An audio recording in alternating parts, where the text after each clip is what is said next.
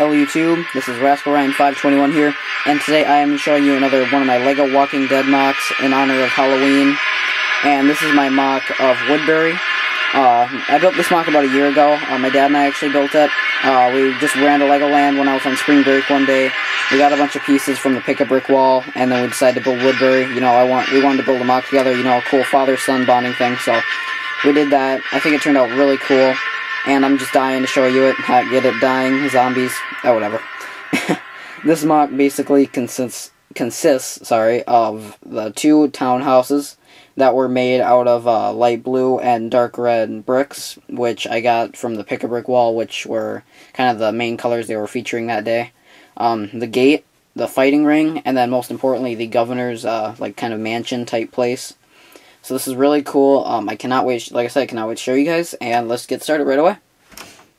So in the front over here, we've got the gate, and the gate, it's pretty basic. As you can see, I've got like mud and like overgrown plants and whatnot, and the gate is kind of supposed to have like a boarded up, like they stacked all the boxes on it and everything.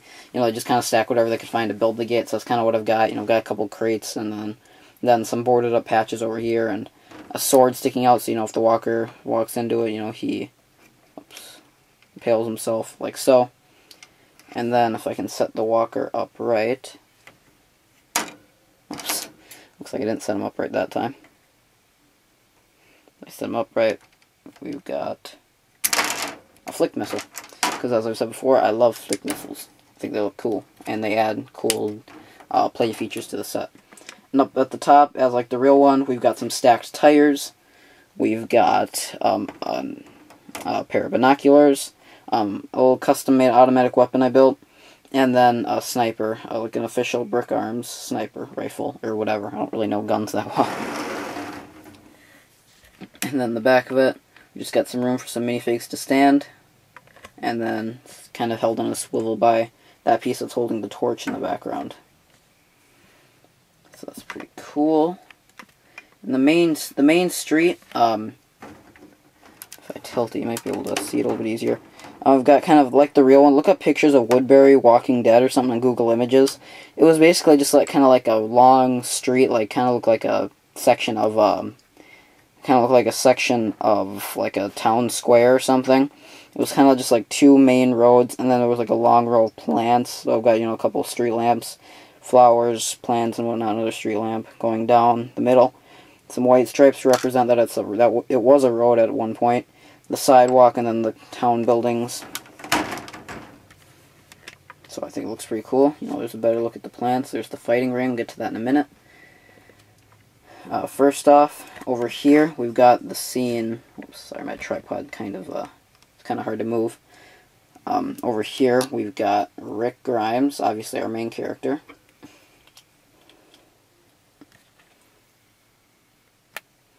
And then Rick Grimes looks very cool. Pretty basic minifigure. I haven't really changed anything about him except I've given him this cool Brick Arms looking revolver or pistol piece. Looks very similar to the one he carries in the show. And I've kind of redrawn the blood stains like just a couple minutes ago, just because they were already fading away again. Because I just used Sharpie for that, because I'm not one of those official LEGO painters. I would like to be, but I'm just not. Comment, and if you are a LEGO painter, I would really like to start getting into that, even though I'm not very artistic. But if you are, down in the comments, let me know what kind of paint you use and kind of the process of doing it, because I would really like to start getting into that. And he's supposed to be in the scene. You remember where they go and to save Daryl and no, not Daryl. No, Daryl got put in the ring. No, the scene where they go and save I believe it was Glenn and Maggie, because I think, remember, Merle kidnapped them. So yeah, I think this was the scene where they go and kill Glenn and Maggie, or they go to save, not kill, no, go to save Glenn and Maggie. And over here, we got him, and he's in the middle of a shootout with, just a quick minifigure I'm going to show you. He's in the shootout with Martinez. Martinez looks pretty cool. Pretty basic minifigure.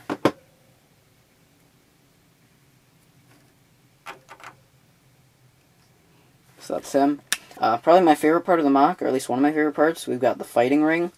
which I didn't really have the room to put the walkers in there, you know, because it was surrounded by walkers and whatnot in the real version. I didn't really have room or anything to do that, so I didn't. But we do have Daryl and Merle in there, who I'll show you in just a second. But from up top, I'm kind of impressed. I'm pretty impressed. It looks a lot like an actual kind of like ring, so I'm kind of glad the way that turned out.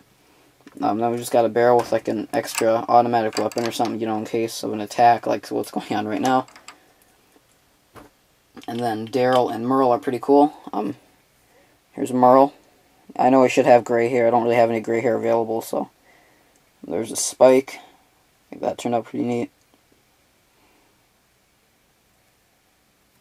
And then just a cool minifigure. Kind of got that crazy look about him, like he does in the show. Just put him back. And then an obvious fan favorite. Don't have him with his crossbow because he's kind of fighting, you know, hand to hand right now. But here is Daryl. Very, very cool looking minifigure. There's a quiver in the back right there. So that's Daryl. Just kind of set them up fighting again. Whoops. Hang on one sec. But yeah, the inside of the buildings, I actually used to have, the insides of the, oh, actually here, let's show you the exterior of the buildings first. This one over here, you can tell, you know, I'll actually take it off the tripod for this part, it'll be easier.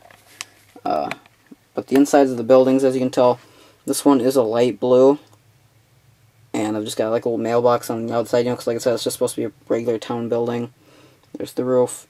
Pretty much the same design with this one, you know, except with the red, and it's got the mailbox and everything. Pretty basic, pretty plain, but I don't want to put too much detail into them. But the inside of the buildings I actually had just look like regular, you know, townhomes, kind of like, you know, they would.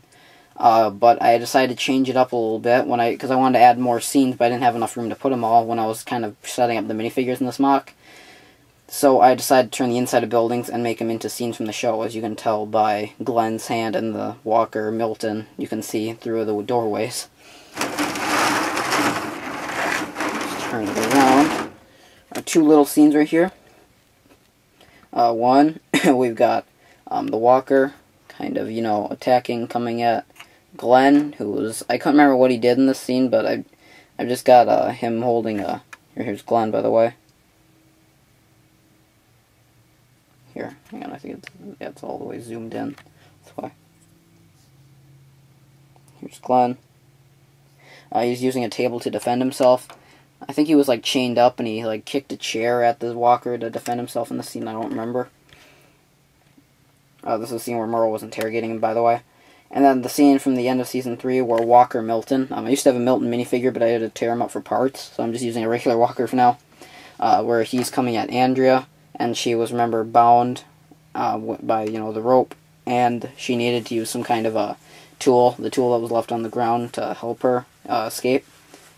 So that's kind of the scene I'm trying to create there. Use a rubber band for the rope. A little cool technique you can do with your Legos. And she's got just like a little wrench, or not a wrench, sorry, a screwdriver she's using right there. So that's the inside of those. I think those turned out pretty cool. I mean, they're not great, but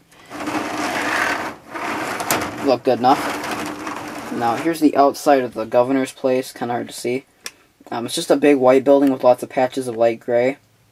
Remember, there's a lot of torches by it, so, you know, we've got a torch, you know, like right here on each side. 2 torches by the doorway. We've got big main, like, master window right up there. We've got an American flag, because I remember when they first arrived in Woodbury. There was, like, a big shot of, like, an American flag, like kind of, like, brushing by in the distance or something. Hang on one sec. There we go. Piece was refusing to go down. So that's kind of why I have a little brick-built American flag there. It's kind of just got this, like, overall, like, White House rounded look. So that's cool. Let's go on the inside. Let's start with floor 1 because that's probably the least exciting. Looks like the flowers fell over. Man, this review is not going as planned, is it? But inside we've got the scene where Michonne is stabbing the governor in the eye with a piece of glass. I believe they were kind of struggling around on the floor in this scene, but I kind of wanted to just set them up standing, so I did that. If I take that out, there's also Michonne's katana laying on the ground. And then, excuse me for 1 second. There we go. On the inside, all we've got is just... we've got a little table with some flowers on them, and then we've got some stairs that go up from right there, and then they, like, you know, go up here, and then you go up to the top from that direction. So, didn't really know what else to put on the bottom, so I just kind of did that. And then the top, I think, turned out really cool. We've got a whole table with a drink for the governor. We've got a chair, kind of like a swiveling chair for the governor to spin around in. We've got Penny, the governor's zombified daughter, right over here. And then my favorite part of the interior is, if I just turn this, it's very hard to see. In fact, here, you know what? I'm actually going to take it out, show you guys via minifigure stand. I've got the fish tank full of zombie heads. I think this looks really, really cool. The way I was able to achieve this effect is I put them on a jumper plate, and the other two don't really click into anything. The other two heads don't, but they just kind of, you know, slide right in there. That's cool. It's kind of sloped at the top. And I think it looks really cool. Just fit in there like so. And yeah, so that's the MOC, guys. Yeah, thanks for watching. Happy Halloween. I was kind of debating between uploading this or my hospital MOC, you know, the hospital he wakes up in the beginning of the show, but I decided this finally. I think this MOC is probably cooler. I mean, I don't know if it's cooler or not, but it is certainly bigger. But I would probably, now I think about it, I would probably say it is cooler. This is probably my favorite Walking Dead MOC out of all of them, simply because it's the biggest and probably has the most detail in it. So thanks for watching, guys. Let me know if you're going out trick-or-treating, what you're going to do for costume or whatever. You know, what you're going to do. You're going to a party. Me, like I said, about a year ago, 2 years ago, I stopped going trick-or-treating. So this year I'm going to stay home with my dad, and we are going to watch The Shining for the first time ever. I've never seen it, and I really want to. So also, if you've seen it, leave a comment saying what you thought of it and if it's good. Once again, tell me what you're going for Halloween, if you are going trick-or-treating, and most importantly, tell me if you guys like the MOC. I love your feedback, and I appreciate hearing from you. So thanks for watching, guys. Thanks for sticking with me through this long video, and thanks for watching. Bye.